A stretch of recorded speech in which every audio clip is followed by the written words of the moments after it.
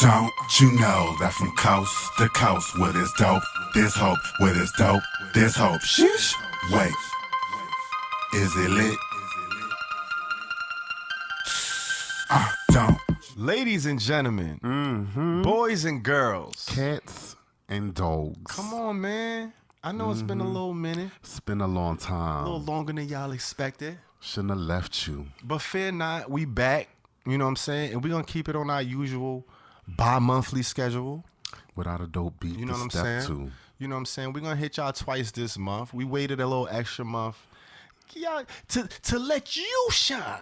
You know what I'm saying? You know what I'm saying? We fell back a little bit, but we got a little special bang for y'all at the end of the month. Absolutely. But in the meantime, the kids is back. It's your man, EarthTone. And your man, the real Peasy. And we back, man, episode 30 of the Herbal Tea Podcast. Episode 30 is Come here. on, man. You know what Of course, I'm there's saying? been a lot going on in the midst of our absence. There's definitely been a lot going on. Of course. But we back to bring it to you. We're going to catch y'all, get y'all up to date. You know what I'm saying? Get you right. Get you in the happenings, the goings-ons of the Q plus community. Absolutely. Of course. So we're going to just get right into it, man. What's up with the music? Who we got? Who we bringing to the stage? The first one that we bring into the stage, y'all gonna like this one. Uh-oh. Are we? Y'all gonna fuck with this. Oh, shit. Okay. I'm excited. So the first one we got, I.Lovemakonnen. Ooh, do you? Y'all remember? I mean, I kind of love him. On a Tuesday. I mean, pretty much. That was a jam. You guys might know him from that little ditty bop. You know what I'm saying?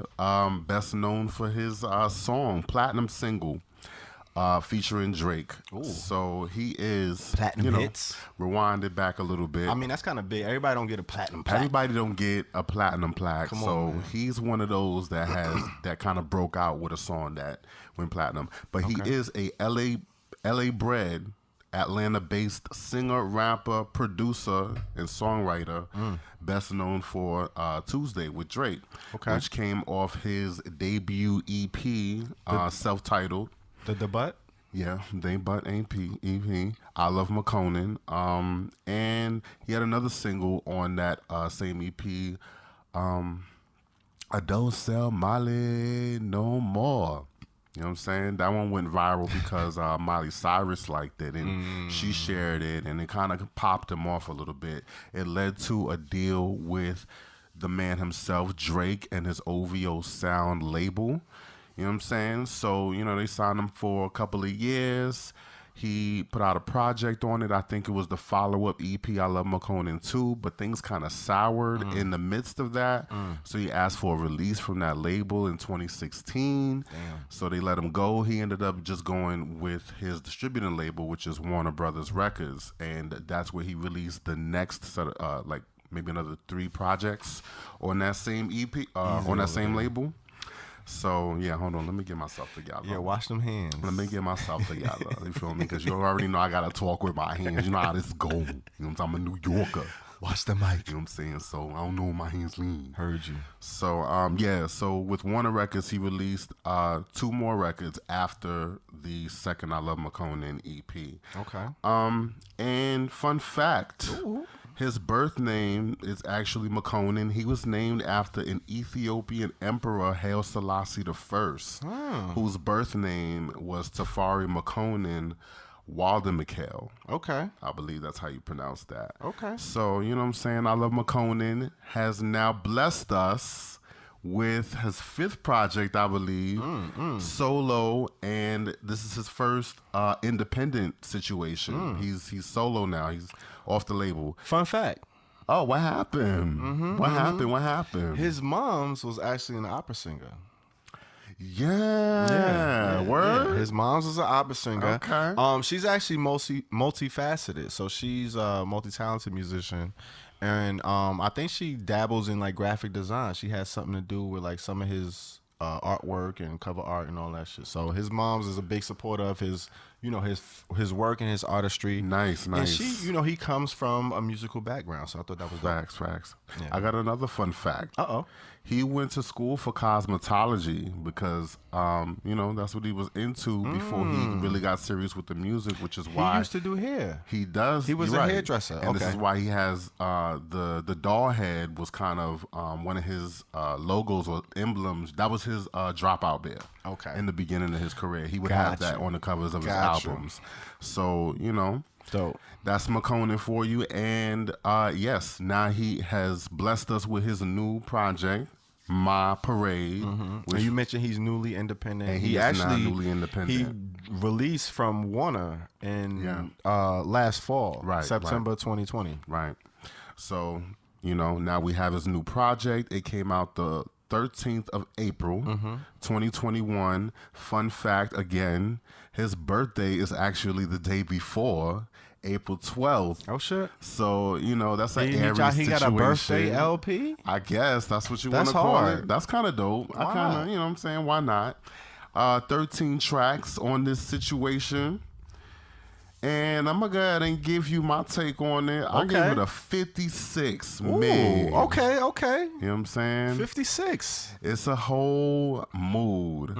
It really is a whole mood. It's a situation. You get... I'm going to need you to throw on that bad bitch with the stunner. I need that bad bitch with the stunner. I love that fucking song. That's your jam? That's kind of my That's your jam, because, I might stutter. Okay. You know what I'm saying? So that's the situation. The whole EP, the whole album is like a whole mood. You get a whole different perspective on him. You get different moods and different situations that he's talking about with the record. It kind of feels like he went through a relationship situation or had relationships, and he used kind of some of the songs as like kind of an output for some of those emotions, because you got him stunting, you already know, on songs like this and the Too Sexy. I thought that record was pretty dope too. And then, but you also have like, he kind of really got deep with it on songs like Makonnen's Beethoven. And there's another, like a folky record on there. I forget the name. What You Trying to Do, I think is what it's called. Yeah, what you trying to do? Yeah. So I thought that was interesting. Not necessarily executed the best way, because, he got a very unique voice. Very unique. He's very like, unique. He gives like The Weeknd mixed with Lil Yachty.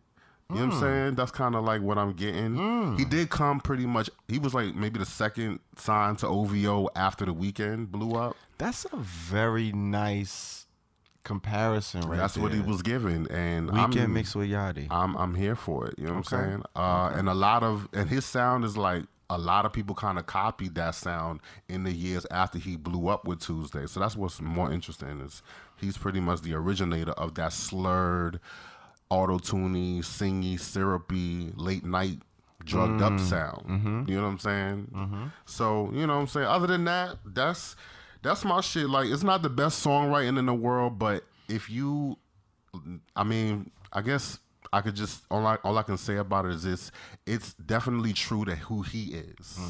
You know what I'm saying? The beats are dope. He produced a lot of them, if not all of them. So, it's really his sound, his own voice. And it's not that it's badly done. It's just not, you're not getting the level of songwriting that you get from the pop world. You're getting his view. You're getting his voice.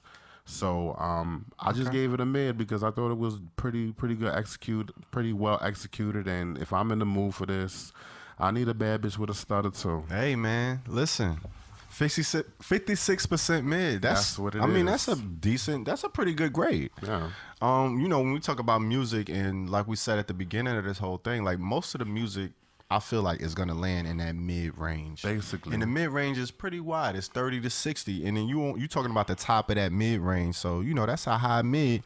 You think about somebody give you a pack of high mid, you're going to be like, all right, cool, I'm good. Like, we pretty rocking much with this. Over half the album sound good to me. We'll do that. I'm not mad at it. Okay. What you got for it? What you got to say about it? Yes, listen, man. I'm fucking with iLovemakonnen. You did put that Too Sexy on because it is. I'm fucking with him. This is my shit. You mentioned that Too Sexy. I had to put it on. Like that. This is one of my favorite joints. It's like this is quintessential iLovemakonnen to me. Just give me that Tuesday vibe. It's a little, the beat. The production is crazy. He went crazy on the production. Every song I heard, the production grabbed me right away. I was like, all right, I want to hear what's going on. I'm here for it because the beat grabbed me already. This joint is just, he's, all right, so let me just give you my grade off top. All right, what's the grade? I gave it a 62% loud. All right. All right, we're not far off. Not at all. Not at all. Like right there. Right there. 8.8%. 6 percentage points. Yeah. 6%, 8%. That's where we at. Right there. 260. Oh yeah, you gave it what? 56. 56. Yeah, 6%. Right there. So I gave it a 62% loud. I really enjoyed this project. When you talk about like a clean listen all the way through, like I could listen to the whole project and not really feel the need to skip. Yeah. And I don't necessarily love every joint. Right. But it was put together well, and like I said, the production was very outstanding. The production was amazing to me. I really fuck with all of the production. He give you different sounds with giving you a cohesive same sound. Yeah. If that's if that makes any sense. Yep. Like you said, he gave you like the folky country ballad joint. Right. But then he also give you like the 80s Prince inspired pop ballad. Like he got a few joints on here. The If It's Cool joint I really fuck with. That's like the Princess joint. I felt like the Too Sexy is hard. Whoopsie is like just Whoopsie. I mean that's just like come on. I just did another It's bag. too infectious. It's just undeniable. It's undeniably infectious. If you don't even love the song, you just gonna find yourself saying that whoopsie shit. Pretty much. But it's a typical trap joint, but it's perfectly done. If it could be done. And like you said, the execution wasn't amazing. I feel like what he's a master at is the production, his ear for the beats, and then knowing what to do as far as the hook on the beats. Oh, yeah. Because his hook game is ridiculous. Like every hook you find yourself saying is catchy. You wanna say it over and over again, and it fits the beat. As far as the verses and what he does in between, not so much, but he gets away with enough of the verse because the beat and the hook is so hard. Like that's pretty much the meat of the shit. That's all you need. Yeah. And then when he get into his ballad, like In My Bag shit, he kind of goes in a little bit on the lyrics and what he giving you. Like you said, I can see it in your eyes is my shit. Yeah. That's probably one of my other favorites. Like I can see it in your eyes. You wanna fuck me? I can see it in your eyes. That shit is hard. He giving you like an opera. Yo, that shit was hard. That he song, bodied that hard. When that song came on, as I was listening to it, that shit scared the fuck out of me. Actually, because that's what I'm saying. It's like a horror opera. Yeah, like super dramatic, but like the shit he's saying is just like, like I know you wanna. It's on some. It's giving you like S&M type vibes, but like a sexy, sultry ballad almost in the same. It's giving you both of those emotions at the same time, which I thought he bodied that shit. Which is why I gave him like a few extra points, like because he kind of, like you said, with the points he lacks at, he makes up for it in the production, and then the catchiness and he's just timely with the hooks and what he says and how he brings those together. And he just makes you want to listen to him. Like I want to hear these songs over and over again. Like these are songs I'm like, yo, the ones I do fuck with, which was probably about half the album. It's 13 joints. I probably love 6 of these that I want to hear like regularly. I'm there. That's saying a lot. You know what I'm saying? And this is from, I'm not a huge fan of iLovemakonnen. You know what I'm saying? I feel like throughout his career, he's gradually won me over. Yeah. And the more I hear from him, the more I enjoy it. And especially now, knowing his history, knowing what he went through with the whole OVO situation with Warner Brothers, and now he's independent. 62% loud, man. That's where Go we check at. it out. iLovemakonnen, My Parade. And that's the title track, which is pretty dope too. That's probably the most poppy track on the project, I think. But yeah, man, it's pretty decent. Like you said, the Makonnen's Beethoven, I fuck with that too. Like love that. He got some joints on here that I was shocked. I was pleasantly surprised. I was not expecting that pleasantly surprised. that album. He went off. Yeah. He went off. He sure did. He went off. All right, so that's I Love McConnen, man. Go check it out. Streaming on all platforms. Let us know what you think. I Love McConnen. And he's also we got him number 35, I think, on the top 50. So he's on the top 50. He's on the top 50. Yes. He's on the top 50. And then speaking of, we're gonna go to our next artist. Who we got on the stage, bringing up. You know what I'm saying? Who's next we bringing to the stage? We got a group on our hands. Oh, really? Yeah, the one and only Brockhampton, ladies and gentlemen. Okay. You know what I'm saying? Brockhampton. And that's why I said, speaking of, the top 50, right? The lead vocalist, Kevin Abstract, he's number 33 on the list. So we got 33 and 35 back to back. We ain't playing it like that either, though. I just found out when I was researching, we was doing the Googles and all that. You know what I'm saying? Right. Come on, man. We out here. So we got Brockhampton, a 13-man rap group. I can't get over that. You got to break down Brockhampton with me because It's there's a lot of organic. them niggas. There's too many of them They motherfuckers. on their Wu-Tang shit, but they deeper than Wu-Tang. So Yeah, it's a 13-man group, right? But everybody's not on the musician side. Everybody's not, they're all artists in their own right, but everybody's not musical. So we're going to break it down. So we got the vocalists, right? There's 4 of them, pure vocalists. Kevin Abstract, Matt Champion, Merlin Wood, and Dom McLennan. McLennan, sorry. Okay. So those are the vocalists, the 4, primary vocalists, the main vocalists. The ones you're going to hear most of the time. Exactly. Okay. But then you got your vocalists / producers. So these are your vocalists, and then they also make beats as well, right? Okay. So you got Joba, you got Bareface, and you got Jabari Manoir. So these are the 3 vocalists / producers. So you got 4 main vocalists, boom, and you got 3 vocalists / producers. You got 7 right there, right? Boom. Gotcha. And then you got your straight producers, just strictly producers. You got 2 of those. Okay. You got Ramil Hemnani, and then you got Kiko Merle, right? So those are the 2. They just produce. Boom. So that give you 9 right there, right?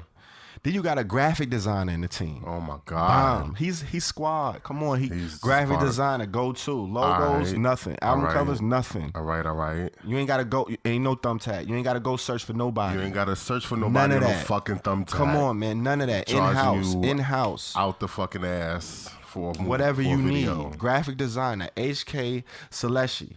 Go holler at him. You know what I'm saying? He part of the squad, Brockhampton. All right. That brings us to 10. We got 3 more. You got a photographer in the squad. Oh, it's a photographer in there too. You got a photographer. Because you gotta in the have squad. pictures being Come taken. on, man. Come on, of course. Man. If you're gonna look good, you gotta capture it. Of course. You got a photographer in the squad, Ashlyn Gray. You know what I'm saying? All right. That's the photographer in the squad. And then you need a web designer. Come on. Man. In-house web designer. God, Take care of all the God. graphics, all of the... Come on, man. You're going to be late as far as social media. All your shit's going to be... Social media. All your shit's going to be cohesive. Done. All your coloring is your colorways is going to match. All of that. They got a web designer. Roberto Anteniant. You know what I'm saying? Roberto Anteniant. And then a manager is in the squad. They manager, of course, they got to be part of the situation. They got to John manage the Nunez, shit. man. John Nunez, the manager. So you got a 13-man team, but you got like 9 of them that's behind the artistry, and then you got another 4 that's, just holding it down on everything else. But they squad up, 13. I like the fact that they all in the group, and that's dope. So like I said, originally they started in Texas, and then they actually started, I think Kevin Abstract was on a message board. It was like a Kanye to the message board, and he just put it out there on some, who want to start a band with me? Right. And a bunch of people replied. That was from, in the vicinity. And they clicked up, formed a band, and they made their way out to LA. They decided, they had to go to City of Angels to get it popping. They went out there on some real world shit, clicked up, moved, lived together. And they made it pop. They originally started, though, in 2010 under the name Alive Since Forever. So they wasn't always Brockhampton. Right. Once they moved, they made the transition. This was around 2014. They moved to LA and they rebranded under Brockhampton, which is actually named after Kevin Abstract. It's a street he grew up on in Texas. So that's how they, they got their start. They dropped 6 studio albums in 4 years, including their latest, which is Roadrunner, New Light, New Machine, which we're about to review. Right. it's rumored that they're gonna be dropping 2 albums this year. So they got the Roadrunner album that they just dropped, and then they got another album that's supposed to be coming at the end of the year. Okay. And Kevin Abstract tweeted that they dropping 2 albums this year, and then that's gonna be it. So they busy this year. So he marking like that's gonna be it as far as Brockhampton. Oh. Yeah, 2 more albums in the catalog, and then they're done. This the Swan songs. That's what coming he's saying. up. That's what he's saying. You know what I'm saying? And then also, fun fact, Rick Rubin is a mentor / fan of the group. You know what I'm saying? So he like big homie. Seriously? He's a big homie. He's actually, they're shooting like one of their music videos like at his, or like a virtual show at his studio in Malibu or some shit. Like he's a big homie and he's a fan of theirs. They got like a whole eclectic group of like old head OGs who fucking with them, just get them game and shit. So it's like, it's kind of dope. But a little on the opposite end of that, Shia LaBeouf is also one of those people who's a fan and who's kind of connected and who's giving them advice. And you know the controversy he's gotten into as of late with the whole scandal and him being accused of things. Yeah. And getting back to them, they actually had a member of the group who they pushed out because he had some allegations going on with him. So it's like it's a sticky situation, man. It get you know, it get real. It get a little real. So yeah. So but that's on the other end. That's neither here nor there. We talking about the music today. I mean, of course you heard of Brockhampton. You know Kevin Abstract, of course. We had him on the top 50 and all that. I had heard of the cutie Brockhampton. Okay, okay. Fun fact, they also have a platinum selling single, Sugar, which came from their Ginger album. The last album. Yeah. This was the last album. I wanted to throw that out there. Yeah, absolutely. Because he made a reference to it in the song we're about to review. But I'm going to let you go ahead and bring it in. Well, we got the song Buzz Cut, which is off there, like we said, their latest LP, Roadrunners, New Light, New Machine. Right. And this joint is featuring Danny Brown, who is another, you know, he's up and coming, not up and coming, but he's been around for a little bit. He kind of came out that class with like Wale and Kid Cudi and all of them from Detroit. Yeah. It was interesting to see him, you know, as a feature on this joint. I fuck with Danny Brown. I don't know his association or his, you know, his support or advocacy of the Q+ community, but it was dope to see him featured on this cut, knowing that Brockhampton is, you know, known for being a group, a collective that's openly, you know, they have gay members, they have straight members, but it's kind of, you know, they out and proud with it, so it's dope. Came out March 25th, 2021, 3 minutes, 26 seconds. I gave this joint a mid. You gave it a mid? Mid, 57%. Okay. 57%. I thought it was a decent joint. I rock with it. The beat was cool. It was giving me like that LA gangster rap vibe. You know, when LA was kind of, you know, around the cusp and the peak of NWA and all that, they was grabbing a lot from the East Sound as far as music, hip hop, the drums and all of that. Like, cause you know, it started in New York and it kind of branched off. Right. So they were kind of taking it and they were running with it and they were adding their own sounds and they twang to it. And this kind of give me that effect as far as the production. The breakdown at the end I thought was super dope. It kind of gave me that Travis Scott. You know how he switches his beats all of the time. Like it gave me that. It was dope. And then if you watch the video was super trippy, but you realize that it was like 2 other members had compartments in the video, where it was another dude that was doing that singy part at the end, and then it was another dude that kind of did the Kanye 808 auto-tune singy part, and then the one that was doing that chanting, talking shit part was another one. So it was like 4 of them in the group that was all a part of this song, including Danny Brown, which I thought was super dope. But I thought it was cool. I thought, you know, Kevin Abstract carries the responsibility of the verse as far as Brockhampton is concerned, and then you got a Danny Brown verse. I thought both of the verses was cool. They didn't smack me in the face with any lyrics, the bars. You know, I wasn't blown away with anything. It was cool. I thought they both delivered well. They rolled the beat. I thought the beat, like I said, was cool. I liked the breakdown at the end more so than the first half. But it wasn't anything that really blew me away. But I enjoyed it collectively. I thought it was a nice feature. I thought Kevin Abstract and Danny Brown gelled well together. They complemented each other as far as the tone of their voice, the way they went in on the beats. So I gave it a 57% mid. It wasn't quite a loud, but I thought it was cool. It was like that high mid. I fuck with it, but I ain't necessarily going back 1,000 times. But I fuck with it. If it come on, I ain't skipping it. You know what I'm saying? That's where I'm at with it. How you felt? You gave it a mid. What you thought? I actually thought it was a pretty decent song. Here we go. I gave it a 72% loud because, I agree with a lot of the things that you said. Okay. But you know how it is. Like some stuff I've emphasized a little bit more than what you might emphasize. They definitely did not smack me in the face with the wittiest bars. But what they were talking about was pretty much life, real shit. I like when they coming from a real perspective. Yeah. The lines that got me, thank God you let me crash on your couch. Now I could relate to that because I actually, had a friend that did the same for me when I came out of high school. And it's some deep shit where like, yo, if you weren't there at the time that I needed that and you wouldn't have came through, I don't know what my life would have been like. So that's kind of how I read it. And I like when it's that type of emotion, that type of realism is there. So another one that caught me was deals they had us sign for years. It had me blind. So I think their first contract they were signed to RCA. I'm not so. I think is what I read. They had a 6-album contract or that's why they did all them albums in 4 years. Yeah, because they were obligated to do it 2 albums a year, and they were on a contract. They had to deliver that pace is crazy. 6 albums in 3 years. That's what it was. They did 6 and 6 4 albums probably because they got pushed back because of the pandemic. That's what it was. And out of that deal, obviously they got Sugar, which became a platinum song, which he referenced in there. Where platinum plaque still mean I'm black. I forgot the line. But, won't keep me out from doing jail. Platinum plaque won't keep my black ass out of jail. Right, something like that. Exactly. Yeah. That's the line. So that's what he was referencing. Yeah. And I thought that was... that was hard. I remember that. That was dope too. But again, that's like straightforward bars. They're not necessarily something you have to really think hard about. Just like if you're looking for a story. And I was kind of looking to see past...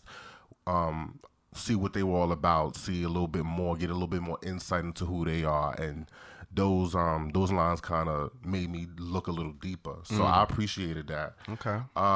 Danny Brown was definitely the right collab. They matched each other. Kevin Abstract with Danny Brown on verses, and I think Joba was one of the ones singing at the end of it. And I really dig the ending. He bodied it. He bodied it. They bodied that ending. So in that sense, like I put it on shuffle. That song come on, I'm bumping that motherfucker.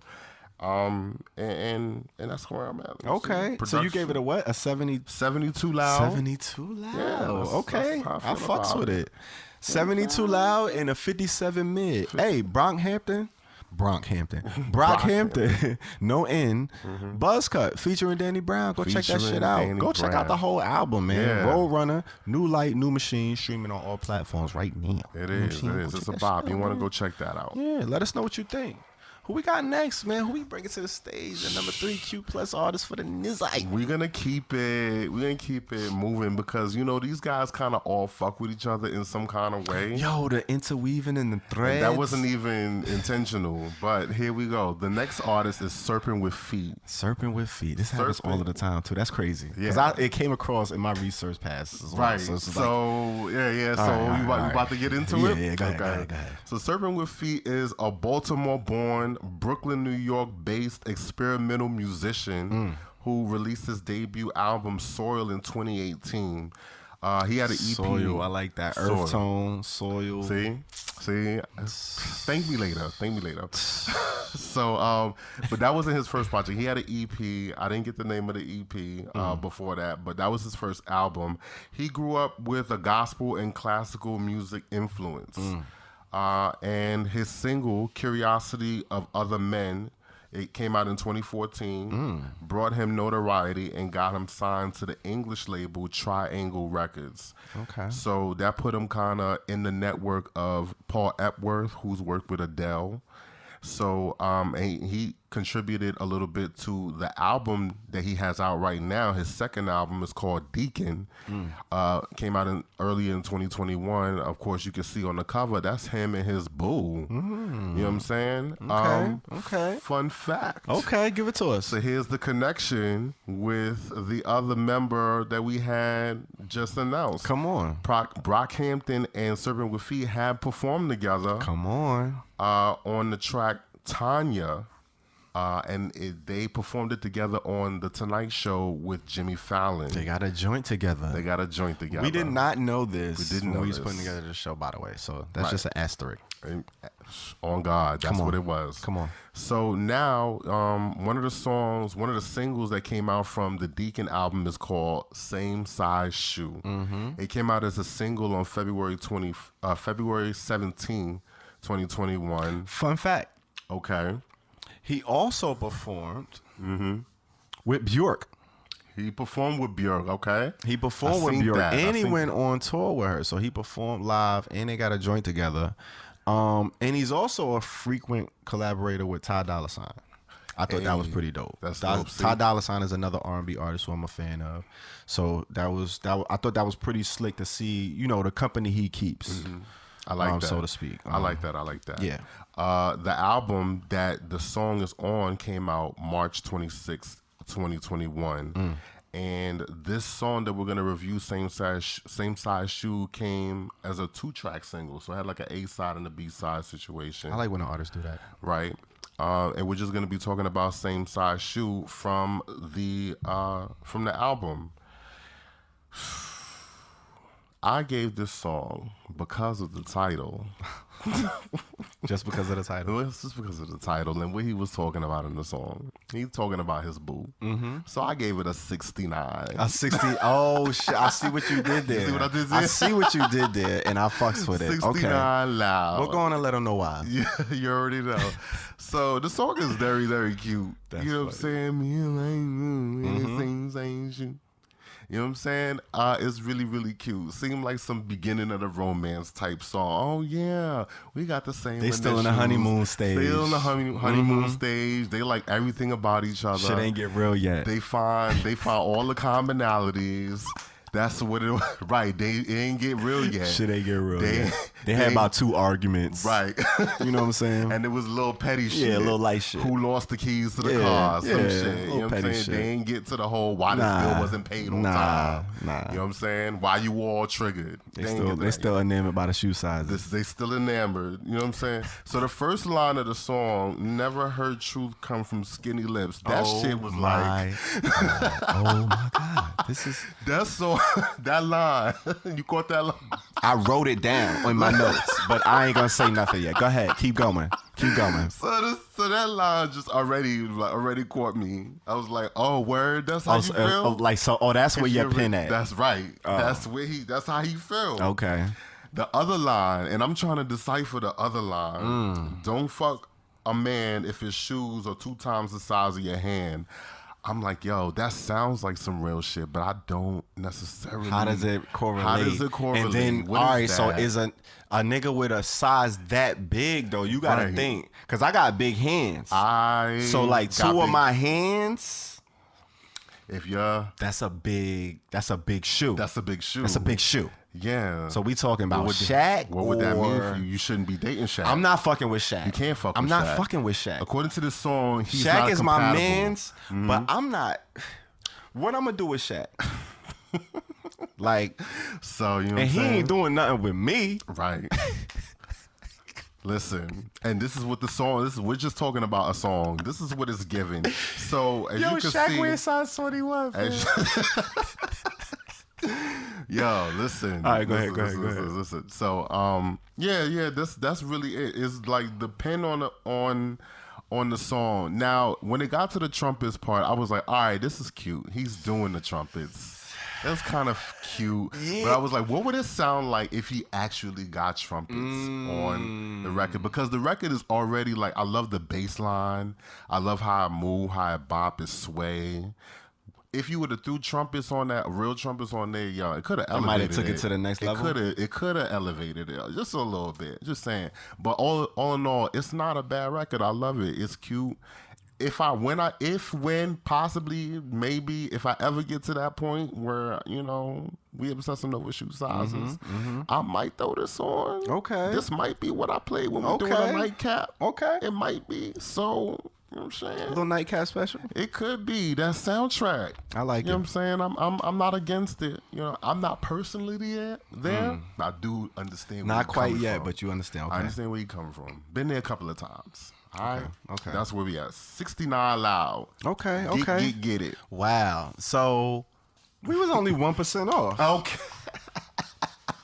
I gave How it you a feel? 70% loud. And yeah, there you have it. You got a 69% and 70%. Listen, I really love this song. I fuck with this song. First of all, I wasn't that familiar with Serpentwithfeet. I'm not that familiar with his previous work. I'm definitely gonna make myself familiar. I really enjoyed this joint. I thought his vocal performance was impeccable. I'm gonna just say that. He had also, we talk about opera, he had a background in opera. He wanted to be an opera singer. Right. He actually, you know, went to school and like really tried to do it. Took the and do path it, to become yeah. an opera singer and just didn't get accepted to the houses. Yeah. I don't know how it works as far as, you know, the houses, how they set up or whatever, but he didn't get accepted to become, you know, official opera singer. Divert and switch gears and, you know, do what he had to do. But, you know, even growing up in the gospel arena, he didn't feel like there was a place for black voices. That's what, one of his quotes in an interview I saw. Yeah. But his voice is amazing. He definitely gives me hints of Frank Ocean. Even his beat selection and in like the tone of his voice, the way he's singing, I was like, ooh, very, very Frank Ocean-esque. It do give Frank. But you know, not to the point where he's trying to copy or he sounds just like him. But The you know, essence. just being that, that's like the style. Like he's in that style. And I was like, oh, he bodying it. Lyrically, like you said, I wrote down the same thing. Like you starting off, never heard the truth come from skinny lips. I'm like, yo, okay, you already, like when we just talked about, okay, I.Lovemakonnen, like the hook master, melodies, grab you, catch you. But we talking about pen, the bars, the lyrics. Yeah, This is what we talking about. The first line, and it ain't. I don't even know what the next line is. I don't know how it's gonna rhyme. I don't know how it's gonna fall. Never heard truth come from skinny lips. Like. That's just some poetic shit. Like, that's the type of pen we talking about when we saying, like, lyrics and your poignant pen game. Yeah. You don't have to go too far to find it. Yeah. It's right there. You already know what it is. So I already know where it is with his pen. And then he's saying, if my barber is late, can I come to yours? Like, only like, everybody not going to catch that. Everybody not gonna understand what that means. When you got somebody, first of all, y'all wear the same shoe size, so you already know what it is. Y'all probably wear the same pants. Y'all probably wear the same shirt. You're gonna double your wardrobe. Let's get it in. Let's get it in. You know what I'm saying? We look cute when we go out. A dynamic duo. Y'all can switch shoes. We gonna get fresh. You know what I'm saying? We gonna get fresh. You know what we need to do is get fresh. We need to go get the barber. Yep. You probably got your own barber. You got a custom. I get it. I'm gonna respect your shit. But my barber fire. Just so you know, like in the inner room, if you can't, you know what I'm saying, you should probably, I got you. If my barber is late, can I pull up to yours? Like, that's a hard bar, fam. Just to sing that on some R&B shit. Like, come on, man. We out of here. 70% loud. Serpentwithfeet. Listen, man, you got my ears. I'm checking for you. I'm about to go listen to the back catalog. I'm about to go do my research, make myself familiar. Yeah. I suggest y'all go do the same, man. We got a 69 and a 70. Come on, man. Right? Do that. You know when we lock in like that, as far as the grade, you need to pay attention to it. Pretty much. Yeah, so You know what I'm saying? go check it out, man. Serpentwithfeet, same shoe size, on the album, Deacon, out right now, streaming on all platforms, man. That's what we're gonna do. And you know about this time. What time is it? It ain't no other time than to bring out the ally of the day. Who we got? What we bringing? Hey, ally of the day. Hey, hey, hey.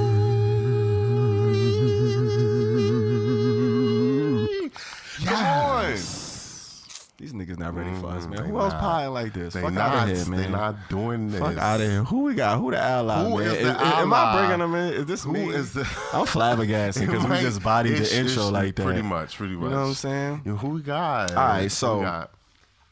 we got the one and only. We got royalty in the building. We first actually of all, do, actually. because these is like icons. Pretty much. So you know DJ Khaled. I'm familiar with him. He dropped this project, and you know he ain't an artist. You know what I'm saying? He's an orchestrator. He kind of bring everybody together. He Curator and all he that. sets the table and then he invites everybody to the table. Come eat. You know what I'm saying? You know what I'm saying? Jay-Z and Nas, ladies and gentlemen. Jay-Z and Nas. So the ally of the day is Jay-Z. Let's not get it twisted. But on the song, we got two kings, two titans of hip hop. Absolutely. Jay-Z and Nas. So we're gonna get into Jay-Z and why who he is and why he's an ally. So of course we already know who it is. Hip hop artist based from Brooklyn, Marcy. You already know what it is. You know what I'm saying? State Street and all that. Come on, man. Debuted in '96. Reasonable Doubt. We already know his catalog: Blueprint, Black Album, yada yada yada. Like come on. I'm from Marcy, son. Ain't nothing nice. You know what I'm saying? Come on, man. Streets is watching, all of that. But amongst that, let's just get into some of his stats. These is like worldwide stats. We're just gonna get into some of this, Break just it to let you down. know, For those, like where he at with for the it, and babies just why you that- shouldn't just play with him like that. Right. 50 million albums sold worldwide. Okay. Just let that sink. Yeah. 50 million. Just 50 million. 50 million. Only. 50 million copies sold. 75 million singles sold. Worldwide. This is just all over the globe. I copped a couple of the singles. That's a lot. That's a couple. lot of albums. Niggas can't sell 75 albums. You talking about 75 million singles. Come on, man. Won the most Grammys than any other rapper ever. 23 Grammys. Ain't no other rapper do it before. Didn't he boycott the Grammys like one year? Come on, man. He boycotted a couple years, and he still got the record. Still got the record, man. Come on. Like, it's ridiculous. On top of that, he holds the record for the most #1 albums as a solo artist. Like, he up there competing with, like, the Beatles and shit. Like, he on that type of time. Like, so stop playing with Hov. You already know that. And then in the midst of that, in the meantime, he started a record label, Rockefeller. Right. Birthed Kanye. A little bit. And then he married Beyonce. Like, I ain't even gonna, like, the bio is done. I'm not even gonna talk no more about his bio because you already know what it is.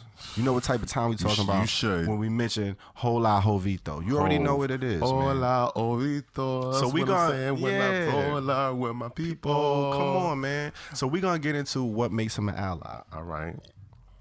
Had to wet my whistle a little bit because I've been going in. You know what I'm saying? Do what you gotta do. do. So in 2012, he told CNN pretty much like outlawing same-sex marriage is like discrimination. Dead ass. Like, it's the same thing as, you know, discriminating towards black people and taking our rights away and shit like that. He pretty much said that on CNN. So that's just for one.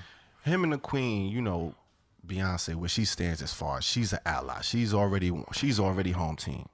You already know what it is with that. His mom's came out as a lesbian.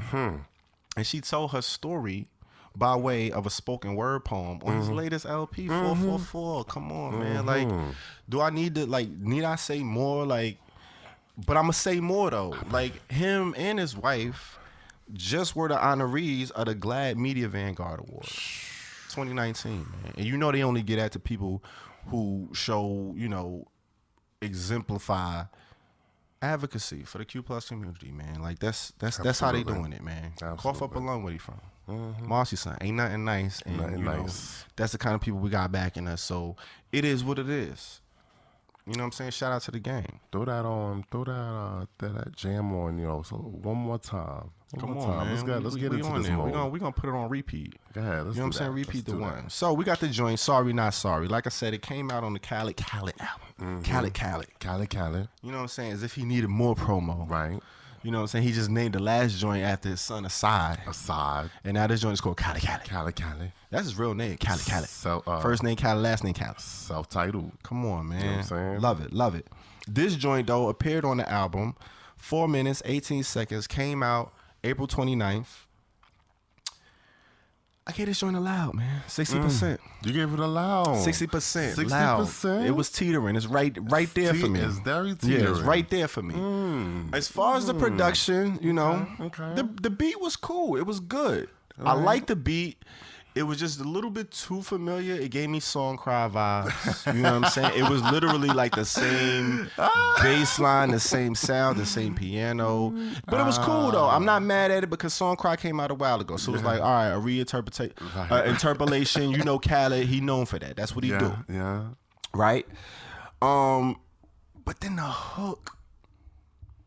Living a dream, living a dream. That's really where it fell for me. Like, honestly, if it wasn't for, because I thought the verses, well, all right, so Nas, I thought Nas showed up.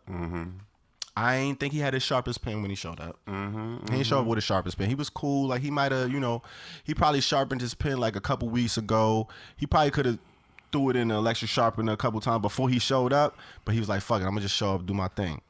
But it wasn't bad. It was a, you know, it was an average Nas verse. And an average Nas verse is a good verse. Yeah. Right? These days, yeah. But then you got Hove. And Hove didn't come to play. Of course not. Like somebody who just dropped the album and he had this joint that was on it and it was like, he not playing. Like, he didn't come to play. I do not come to play with these hoes. He didn't come to play with Nas that day. He didn't. He ain't come to play with Khaled or Nas. He was like, oh, this the beat? This what y'all want me to do? He went crazy, man. He said, I like who I've become. Intermittent fasting. But these meals, I'm not missing none. I'm not missing none. Triple entendre. Don't ask me how. Like he does this effortlessly. But his language. The 4 bars before, like the lead up to that was just. So he came with it, and Nas was like, all right, he was skating. Nas, he dropped a couple bars, was cool, but Hove ain't been playing on these features lately. Like he 7 for 7 with features for like the last 2-3 years. But I thought the beat was cool, and I thought the hook was just kind of, And then they give you 2 verses from the Giants. They give you the hook, and then they let him play around at the end, which it was like, it was kind of uneventful. It was lackluster for me. It wasn't terrible, which is why I gave it a 60% loud. And the way he dropped, come on. Hove saved the song for me. First of all, he snuck away to drop Beyonce in there on the ad-lib. Fun fact. Go ahead. For those that did not know, you know, it's listed on the album, the Khaled album, as Harmonies by the Hive, which I definitely didn't peep. I missed that whole thing. You might not be able to see it because the title and the feature is so long. It's lengthy. So it, you know, you see Harmonies by the Hive at the end of all the features there when you see it on a playlist. And I heard her in the ad-lib, but I'm like, damn, that's her at the end too. So that just kind of elevated for me. So pretty much the Carters saved the song. The Carters is the allies, really. They kind of, you know, snuck themselves on the record. Yeah, so there you have it. The floor is yours. 60% loud. That was it for me. That's what I had. Man, you gave it a 60.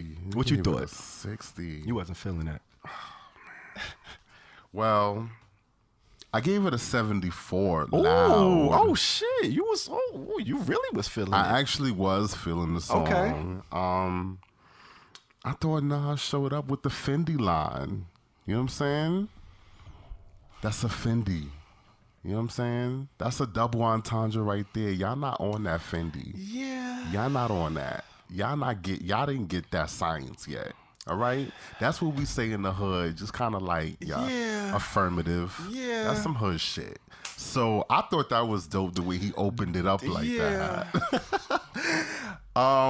Nas and his verse, I thought they both kind of definitely were in their own element, but they met right where they needed to meet. Because on the other times that they've collaborated, like Black Republican, Jay-Z kind of usually sweeps them, in my opinion. You know what I'm saying? Ether notwithstanding, you know what I'm saying? Nas definitely has his own zone, and I like when he talks his rich nigga shit as well. He just do it differently. You know what I'm saying? Not everybody is on the fact that Nas is a venture capitalist and has kind of been around the tech era and funded a lot of these companies that we love so much today, like Lyft. You know what I'm saying? Nas is an early investor in Lyft. And to him to pull out, he don't necessarily talk about his riches that much. Yeah, a lot of y'all don't know that Nas is an early investor in Lyft. So I like when he get on his rich nigga shit. He got in early on a lot of those different investments. That was just one. So he said his Bitcoin, what is Bitcoin Scarface? Scarface, that's basically Scarface. Crypto Scarface. Yeah, all of that shit. All right. I fuck with it. Yeah, y'all didn't have to drag it in the news the way y'all did, but anyway. Oh, they dragged it? Oh, they did drag it. What they say? For no reason, because the whole idea sounds kind of ridiculous. But the way he said, he wasn't saying it like that. Why the news? The fact that the news picking up on Nas lyrics, that's hard anyway. Like, why you worrying about my bars? Like, get out of here. So, but yeah, I think they both showed up, and I definitely agree with you with James Fauntleroy.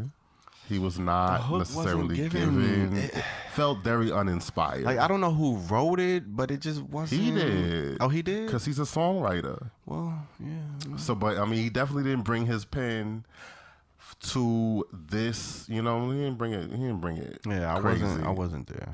But definitely, Harmonies from the Hive. They definitely saved the end of the song, which is kind of what I feel like made up for it. They came through. You know the Hive came through. The Hive definitely came through. So in a way, we got the Carters, you know, saving the day. But you gave it what? I gave it a 74. I like the beat. Hey. And I wasn't even thinking about Song Cry. Like, I don't know what you was talking about.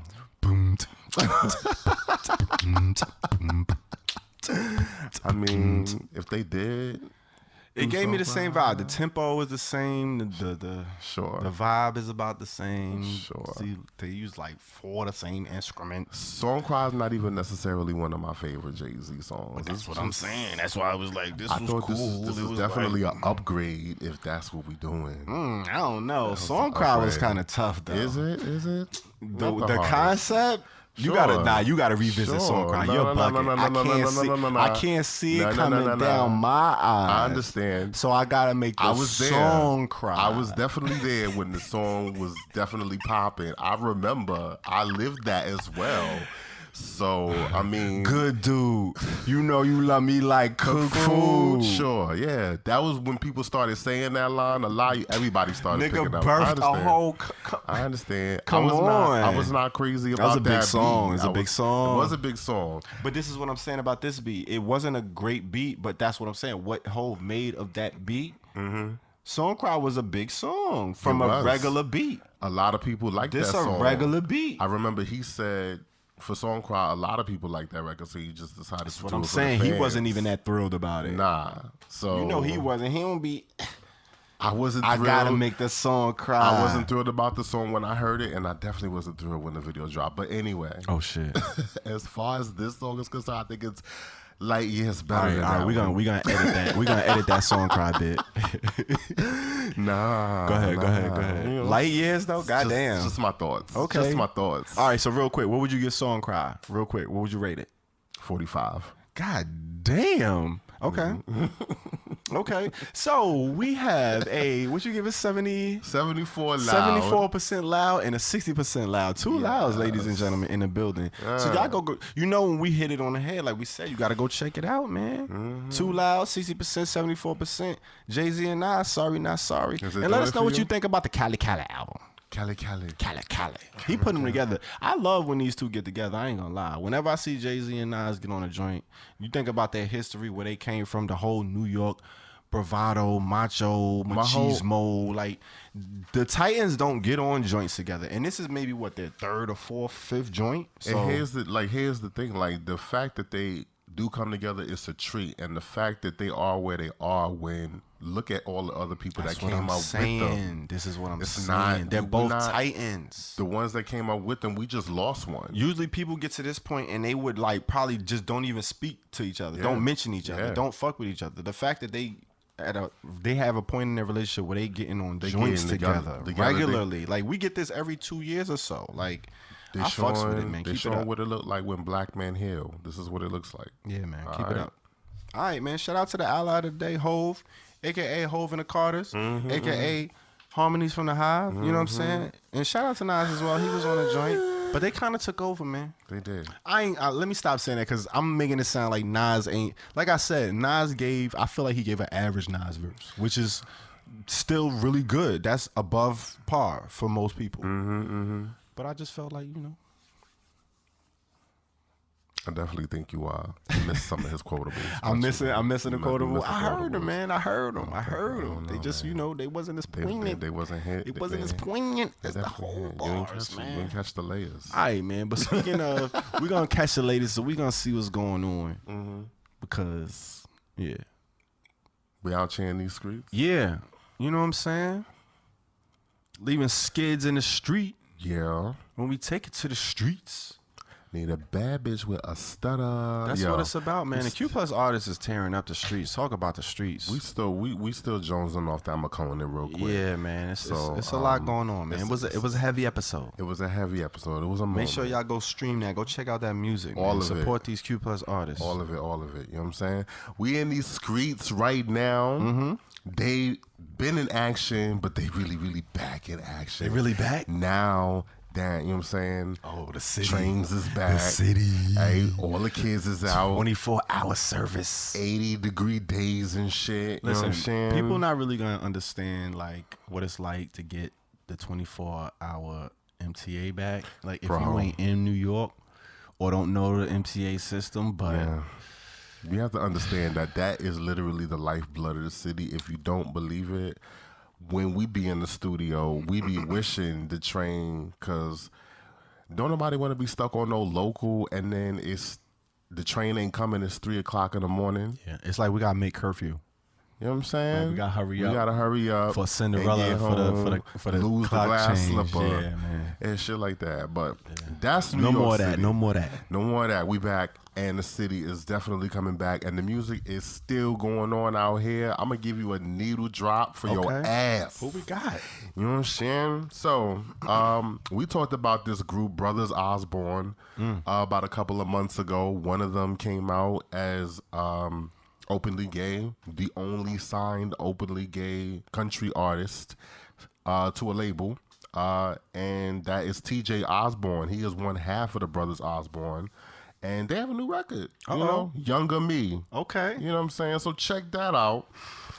Then we go move on to the Mickey Blanco, because Mickey Blanco got a whole label situation. Mickey Blanco. So they throwing out these singles. Love Me, this one featuring Jamila Woods and JQ. Then we got an album situation, with LSD XOXO, dedicated to the Disrespect EP. Okay. So go check that out. You know what I'm saying? We kind of needle dropped them last time. They had a record. They had a song that came out not too long ago, and it's on this new EP. And guess what, y'all? What? Where the Barbs at? Oh shit! I hope the Barbs is watching. If the Barbs, you know they always around. they probably already knew They about around. this, but the Queen has dropped "Beam Me Up, Scotty," which was her 2009 mixtape. Back with a vengeance. She put it out for streaming, because it hasn't been available for streaming. You had to go either download it or search for it on DatPiff. I feel like that's about to be the new wave. Like, you know how EPs was the latest wave? Like, everybody putting out EPs. Everybody about to Drop bring it. out. If your shit ain't streaming, your mixtape. About to re-release it. Yeah, That's definitely what I'm gonna do with one of my mixtapes. I have a few mixtapes that is That's not a on new streaming. wave. so Every like 2 or 3 years, we get a new wave in hip hop. That This is might- the new wave. that Bringing might back your be unstreamable your unstreamed mixtapes. stuff. You know, if you on it like that, I mean, because I got to put back up that New Balance. That New Balance You ain't been gotta- streaming for like a few years. I've been so I might trying have to get that. You know what I'm saying? I might have, because it's on SoundCloud, but shameless plug, but that's Right. neither here nor there. Nah, we could shameless plug that motherfucker. Of course, New of Balance course. mixtape with the Full Circle, which is the theme song Brett. of The Circle. Brett. You know what I'm saying? Which actually brings me to the next topic after Needle Drop. I'm Look gonna at get back that transition. to that. Hold on, hold that. Put a pin in that. Put a pin in that, exactly. Because the last Needle Drop is St. Vincent, Daddy's Home. she has an album out right now as well. Okay. So, you know what I'm saying? Shout out to everybody. Yes. Big up to the needle drops. And so the Circle, 2 episodes have dropped since we came back. Since we left. So, yeah. Yep, 2 whole episodes. That's a lot. That's a lot. Considering the pace. All things considered. All things considered. Yeah. All of that. Shout out to the Circle NYC season 4. They dropped episode 10 and 11, maybe the last couple days, weeks. So go check those out. The next thing we got going on, what is it? So Pride this year is on. On and popping. It's on and popping. June 27th. Live? Are we live? It's gonna out be. And about? Is it outside? It's gonna be. Some of it is outside. Not and some virtual? of it is gonna be virtual. Oh, some of it virtual. Right. Okay. But the parade is happening. Oh shit. And they decided, we don't want the NYPD there. Don't show up. First of all, don't come out. How they banned the police, right? First of all, you banned the police. Like, I didn't even know you could do that. I didn't know you could just ban the police. Neither. Like, you know what? We gonna ban the police from our event. Pretty much. But then they put a timeline on it. Like, they banned them for like the next 5 years or something. Yo. He said, all right, nah, police, you can't sit with us no more. That's crazy. Until 2025. And then at that point, we'll think about it. That's hard. Yeah, we'll reevaluate. You know what I'm saying? Reassess. Where we stand, what's going on. We'll see if you've been defunded yet or whatever the case may be. Hey, listen. So whoever the gods and the powers that may be, I hope that's a new trend. That would be fly. Just make that a new trend. Make that. Yeah. Okay. Make that great again. So yeah, they're only. They have been uninvited. Their only obligations directing traffic, but they cannot march. They cannot participate in the actual parade. So, ooh, damn. That's how that go, and that's that on Mary Had a Little Lamb. Oh yeah, got some things to correct. Go clean your house, and then we'll talk about marching. Pose season 3, the final season, on and popping. They are doing listening parties at Lambda on Sundays. Watch parties. What did I say? Listening parties. Yeah. You have to watch it. You can't listen, but you have to definitely watch it. They got music though. It is music on the show. Yeah, for real, for sure. Good music, really good music. I am not able to catch it neither with Lambda nor with FX, where it's being aired right now. You know why? Because Lambda Lounge is popping, if you guys didn't know. Little club out in Harlem. It's definitely hot these days in the streets. Yeah. You will either have to show up very early. Maybe like 5 o'clock. Like 5 o'clock. The show don't come on till 10. So just know that you're gonna be vibing. Yeah. Or you have to put yourself on a waiting list, which might be a whole page and a half long. Yeah, you don't want to do that. And so that's what almost happened to me the other night when I tried to go the first night that it came out. I showed up there. You try to just pull up. I was trying like, to do a walk-in. I thought 8:30 was gonna be good enough. Like, yeah, we're taking walk-ins. Yeah, you know when they taking walk-ins. Put your name down on the list. All right. No, that page is filled. You gotta go ahead and go ahead and flip that 2 more times. Right. And then go have a seat. Then we'll get you in. Let me take your temperature and then go have a seat. And then go outside. Exactly. It's nice outside. Shout out to Lambda, man. They Shout out to popping, Lambda. man. They really are. Shout out to them It's boys. the spot. It's like the premier spot, and definitely in Harlem. And I think they're the only ones with TVs. That's what I'm saying, man. So come They're on, doing man. it big. You already know what it is. Yeah. All right, we just discussed this Ally. You know what I'm saying? With the last record, the Nas and Jay-Z record on the DJ Khaled album.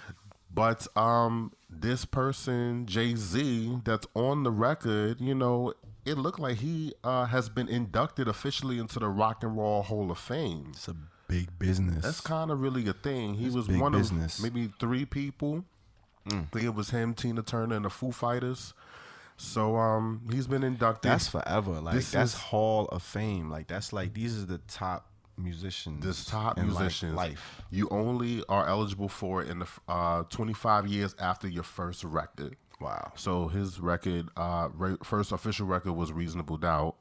So that was 1996. This Wow. is the 25th year. Oh, of they that was record. like right on it. As soon as he eligible. And then get him in there. the first time. ASAP. Because, niggas got to reapply. Yeah, it's a big thing. It is a big but thing. But they starting to recognize, hopefully. Come on, man. You know what I'm saying? They should have been. They definitely ahead of the Grammys as far as, what I'm saying, getting with the temperature. Definitely. So, congrats to Hov for getting that. You know what I'm saying? It's definitely Dope. a good look Salute. for Congrats. the culture. That's big. For sure. We got some upcoming projects that we want to talk to you guys about just for a hot little second. Oh, shit. That's why we've been, kind of off for the past few weeks. We are in the studio. Listen, this is how our day goes. We in the studio. Heavy. Pretty much weekly, to kind of get into sessions because the Supergroup album, which is the title of the Alliance debut album. Come on, man. You know what I'm saying? We are hard at work at that shit. Come on, man. Pulling in the midnight oil like a motherfucker. Yeah. It's coming together, too. Yeah, it's definitely coming together. You guys will not necessarily be ready when it come out, but guess what? We're going to give it to y'all. Y'all just have to deal with it. I'll serve it up. It's going to be hot plate. But you need it because it's representation. That's what we're talking about. We're telling y'all stories in ways that other people ain't even thinking about it. So just to give you a little primer on that. But that's what's been going on. The Highest Notes situation. So I have a little album. It's called 1111. It came out on my birthday. I have a song on it that was also featured on Highest Notes. It's called Boiler Room. Mm-hmm. You know what I'm saying? And it was produced by, the young individual sitting to my right. You know what I'm saying? He helped me do that. He helped me hold that down. I mean, you know what I'm saying? It kind of really lifted off. Unexpectedly for me, I'm just gonna pull it out. I'm just gonna say it was unexpected that the love for the record was there. I really, really do appreciate it, and shout out to Baker, for holding me down for like damn near the whole year. Like I've been doing this countdown shit, and that's love right there because that's the culture. That's who is definitely helping us tell our story in ways that nobody else is. So Boiler Room. We're gonna do the video for that, but I think I'm gonna make it a Highest Note situation. Okay. You know what I'm saying? Yeah, a lot of love for Boiler Room, so we decided, let's go ahead and just do a visual for that shit, and you know what I'm saying? Let's see what happens. So I'm just gonna, say look out for that. Hey man, you gotta give a visual for the people. That's the day and age we living in. If you don't got a visual, it don't exist. It's gonna be mad purdy. It's gonna be mad fly. Don't even worry. The Content Network. If you're not familiar with the Content Network, this is a partnership between Weekly Top 40 by DJ Baker, who I just mentioned was representing for the record Boiler Room. He hosted Weekly Top 40 Countdown. Them in conjunction with LGBT Raps, LGBT Raps, and LGBT Underground have a partnership called the Content Network, and they have an event called the Queerathon, which is where you'll see basically the best of the out community, and they'll perform. But since it's pandemic, everybody's going to be turning in pretty much virtual performances. So it will be on Zoom. We're going to shout that out May 22nd, 7 to 10 p.m., and May 23rd, 3 to 6 p.m. You know what I'm saying? I heard Estevan the God going, drop a little thing on that. Okay. You know what I'm saying? Okay. Your boy's hair might end up on that little thing. Yeah, I mean, so we look around. out. We around. So we was invited to do it. We definitely going to, see what it's about. See what it's about. Giving, see what's going on. Big It's shout. multiple time slots, so you could catch a Saturday or Sunday. Absolutely. Or both. Or preferably, both. You know what I'm saying? We'll see. But, definitely tune into that. And shout out to the Content Network for putting this up and getting to the second annual Queerathon. And then the other thing that we got going on, we are bringing back the Herbal Tea Lounge. It never went away, but we definitely are bringing that to you, and that was one of the things we worked on while we were away. Yeah. So we have this interview that we did with somebody that's running for mayor in the city of New York. This is Paperboy Love Prince, and he is definitely moving and shaking out here in the hood, representing LGBTQ to the fullest. Yes. They are, if I said he, please excuse me, they do go by they. God and Goddess, those are their other pronouns, but they are running for mayor, and they definitely, they stopped by the lounge to talk to us about, who they are, their campaign, And things that us as citizens of the city of New York just kind of want to know from our next mayor. We are having an election. The primaries is going to be on June 22nd. So mark that on your calendar. You'll be able to vote. Those who are in New York will be able to vote for the next mayor. It's going to be a brand new mayor. Will not be de Blasio. So somebody's about to take that spot. And that's what we talked to Paperboy about. And we put him on the lounge. And you guys want to stay tuned for that. We're going to drop that next Thursday. Yeah, stay tuned, man. We're hitting y'all back to back, double Thursday. So we took an extra week off, but then we also hitting y'all back to back. So it's still the same amount. It's still the of same episodes per month. And then we'll be back again the following Thursday, June 3rd,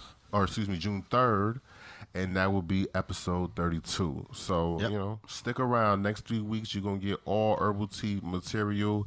We are out here in these streets. As far as Paperboy is concerned, he just dropped a video rapping about, running for mayor. It's called Paperboy for Mayor. Of course. You know what I'm saying?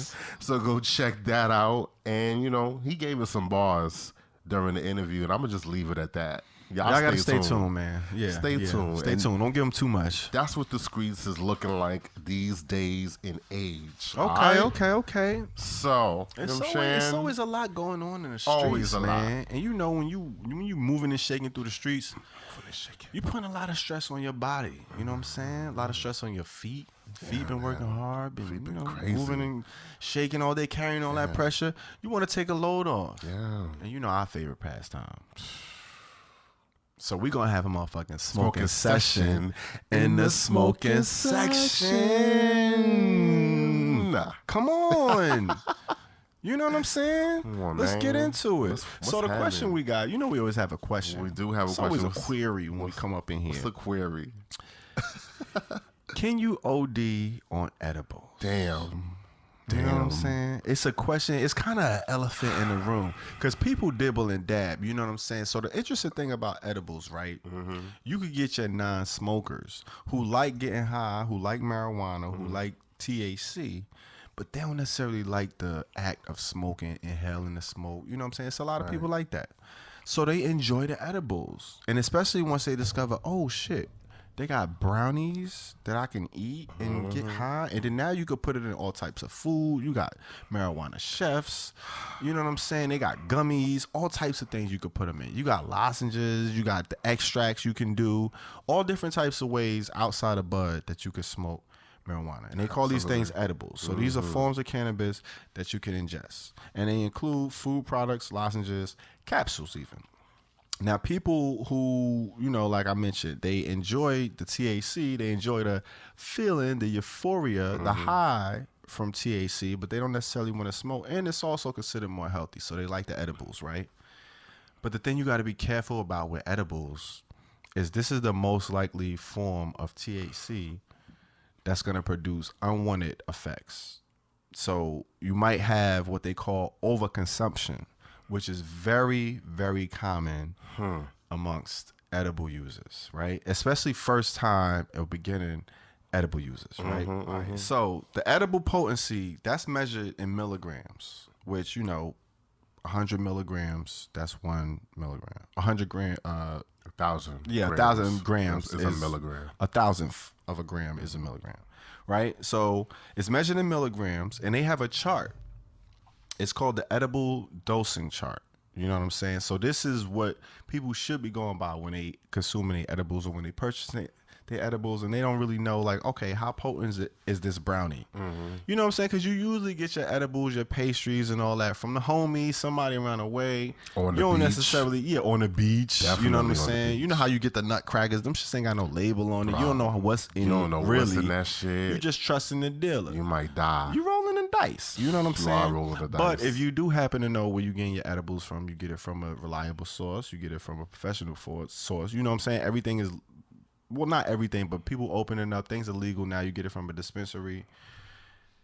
They should have the dosage, or you should at least know the dosage of the edible you're getting. So there's a chart, and there's 5 different segments, and they break it down. So you could go from 1 to 2.5. That's the first segment. And this is the mild segment, right? Mild pain relief. These are some of the effects. Improved focus. These are for first-time users, first-time smokers. These are for people who want to microdose. Okay. Dosing. That's the jam. You still remember that That's song? my jam. You know that was my jam. That's my shit. You know that was my jam. Bitch. But these are, that's kind of the dose you want to do when you're doing periodically throughout the day. But all beginners, you just want to do a hit, working your way into it. You're working on your THC tolerance, right? Yeah. How many grams? Very is that? light dope. Between 1 milligram and 2.5 milligrams. Okay. So that's the range. Very, very minimal, right? Okay. That's and then very in the small. tier two, we're gonna go between 2.5 and 15 milligrams, right? This is gonna bring on the euphoric feeling. You know what I'm saying? This is gonna bring on slightly impaired, you know what I'm saying, coordination. You know what I'm saying? A little bit. This is for your restless sleepers, the people who want to sleep a little bit, and your social butterflies. So this is the doses you take in when you kind of just, you out and about. This is the doses you want to take when you're taking your brownies. You want to be functional still. You don't want to be. You don't want to be stuck. You don't want to be on a couch. Right. You want to take between 2.5 and 15 milligrams, depending on your tolerance. Right. Okay. Tier 3. That's when you getting into like, all right, you a little bit seasoned. This is for the well-seasoned THC smokers, the vets, a little bit. You know what I'm saying? That's you. You've been smoking for a little bit.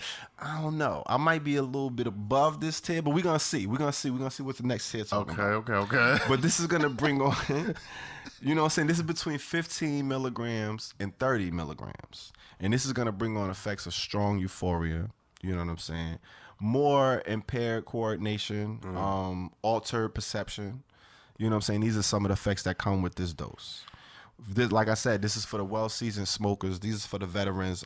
This is where your medical marijuana, your medical grade comes into play. And this is for people, with a little bit more developed tolerance to the THC. You've been smoking for a little minute. Yeah. You know what I'm saying? A little microdosing ain't really doing it for you. You kind of need a little step above. And then we get into the tier 4. And this is between 30 and 50 milligrams. I feel like this might be where I live right here. You know what I'm saying? This might be my sweet spot right here. This is for the very strong euphoric effect, if you're going for that. Likely to impair your coordination and alter your perception. Like highly likely. As opposed to the other ones, it was like mildly.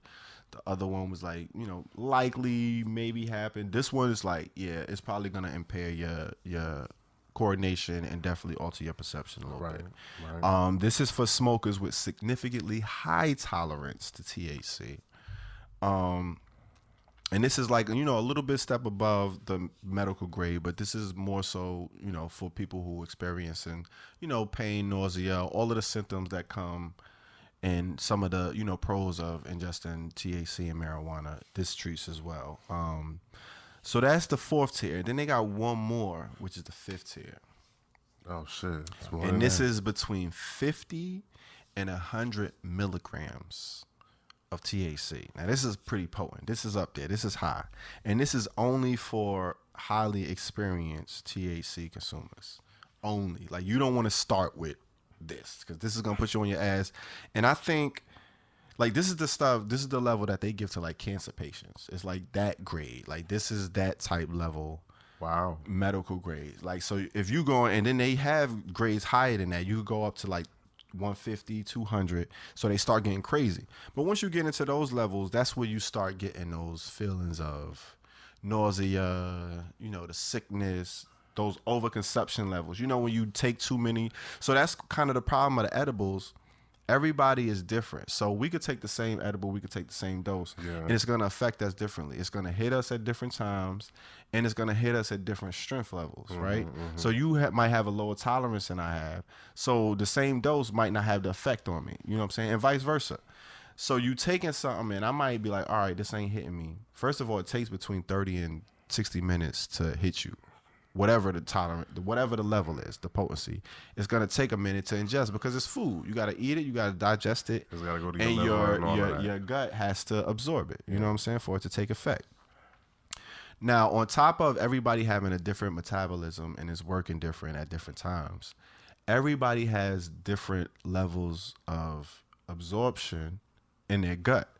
So the way I smoke it and inhale it, I'm not going to ingest it the same way and absorb it the same way as I do through my gut. It might be slower through my gut. It might be faster, but it's going to be different. Some people, they have like an intolerance or like they're immune to edibles. They can't even get high. Some people will eat an edible and it don't do nothing for them at all because they can't absorb it through their gut. Right. They either got to smoke it or they got to do the oil, or they just can't, do it at all. So you got to take those things into consideration. And then you also got to take into consideration, like I said, the dosage. So your brownie could be made with 2.5 milligrams, or it could be made with 30 milligrams. That's a big difference. That's a big difference. You got to know, how potent it is, because that's going to play into the type of effect you have. So if you eating a piece and it ain't hitting you and it's been an hour, it might be just about to kick in. You eat another piece, now you doubling the dose, and you getting smacked in the face with a double dose at the same time when it should be one dose. That's where you get caught off, and that's where people fuck up at. I feel like that's where I was tricked. Yeah, and that's where people have the issues with, and that's what they call the overconsumption effects. It's nausea, that's the paranoia, you know what I'm saying? That's the high heart rate, loss of breath. These are all of the effects. And I hear a lot of people that, aren't fans of smoking weed and fans of marijuana. They say, I can't smoke weed. It make me paranoid, blah, blah, blah. I feel like the first time they ever tried weed, they probably had the highest grade shit. And it was like something they wasn't ready for. Somebody probably didn't show them how to smoke, didn't show them how to inhale. They probably coughed, had a crazy high, and was just, their first experience was probably like, nah, this ain't it. Too much. That's always gonna determine on how your shit go. But to each its own. It comes when it comes. It don't if it don't. But this is what I also discovered. So not only did I find out there's effects to overconsumption, but there's actually antidotes to those effects. So if you experience yourself and you ate too much, you did too high of a dosage, you didn't gauge it right, you didn't measure it, you didn't know the milligrams, there's things you can take and steps you can take to remedy, those effects. Oh. One of those things, and they say the number one thing, is a reassuring friend. You know what I'm saying? Somebody there that you either smoking with, getting high with, that can just relax you, calm you down, reassure you that everything's going to be okay, and you kind of just pass it, let it, because it's just time. It's going to take time to settle, pass through your system, cool out, you'll be all right. You know what I'm saying? Nobody coming to get you, nobody coming to kill you. This ain't a horror movie, you're going to be all right. That's the number one thing. Second is stay hydrated. You want to stay well hydrated. You know what I'm saying? You want to make sure you drink your Gatorade if you got it, your water. You know what I'm saying? Stay hydrated. Especially if you drinking licks and you getting high off the trees, you want to make sure you well hydrated. Right. That should give you the cotton mouth already. You're already going to be hungry and thirsty. Make sure you got some water around. True that. Now, this is the thing I really learned that was pretty shocking to me. CBD is actually a counter to THC. So it acts as a neutralizer. So if you super high up on THC, if you take a high dose of either CBD oil or CBD gummy, or you smoke some CBD hemp, it'll neutralize and balance out the THC. So it kind of brings you down, which I didn't realize. Because remember, we was combining the CBD with the THC, with the weed. Yeah. So I didn't realize we kind of just, it's neutralizing. So they kind of heighten the good effects, and then they neutralize each other's side effects, which is kind of dope. And I didn't know. And then also, lemon oil is another antidote. So you could take some lemon oil. You know how you have like oregano oil and all the herb oils. Lemon oil is a good remedy. They say if you don't have lemon oil, you could zest a lemon and chew on the zest for a couple minutes, and that's supposed to help ease some of the overconsumption effects. If you consume too much of an edible and mistake it for food, like some of us do, you know what I'm saying, and you ate too much, bit off more than you could chew. That's what happens with the edibles. That's why I'm not a huge edible fan. I do enjoy it here and there, but like I said, it depends on what it is. It depends on it all makes who sense. made it. It all makes sense. There you go. So he was definitely holding them edibles and definitely saving them for your boy over here, because that had happened. Hey man. You know what I'm saying? And I just wanted to put it out there, that it was only a little bit. It had to have been a micro dose, but I don't understand how it got all out of proportion. Listen, hopefully you live and learn, you know what I'm saying? and we move better in the future. That's all. So That's all you can hope for. So, how long does the edible take for you to normally hit you in your system? It takes about the same amount of time. Like I have a high metabolism, so I'm probably on the shorter end of the 30 minutes to an hour. So to hit you a spectrum. little quicker? Probably about 30 to 40 minutes, I would say. Okay. But like I said, depending on the potency, like if it's a 2.5 gram, it's gonna hit me at 30 minutes, but that hit is gonna be like, Like, you know what I'm saying? Like you ain't jabbing me, I ain't really gonna. But if it's like I'm like a high tolerance THC user. Like I feel like I might be in like the 3 to 4 range. You know what I'm saying? See, that's why when you had the edible, it didn't really hit you that hard, but you gave me a cancer dose. I definitely didn't give you. See, it gave me a cancer, but it was just this a is the little narrative. bit. I wasn't even gonna talk about this, but since you brought it up, I mean, this is the narrative you're trying to paint. mean, All I did was offer you a kernel of the peanut it was a brittle, tiny one. and you was like, that's all "Oh, I this is did. good," and you went wild. That was it. That's You all I went did. wild for the night. Like, I mean, I don't know what you want me to do, but listen, that's why I said this is why, it inspired me to get this tutorial. See? Because See? people need to I know. You know what I'm saying? So I'll be the sacrificial lamb. yeah, you got to know your I'll be the tolerance. So sacrificial listen, lamb. learn from the real life stories and the real life research and groundwork of Sherlock Tone and your man PZPs. And that's how we going to do it. And we going to end it on a motherfucking high note. Let's do that. Like we always like to do. As we do around this time. That from coast to coast with this dope, this hope, with this dope, this hope. Sheesh. Wait, is it lit?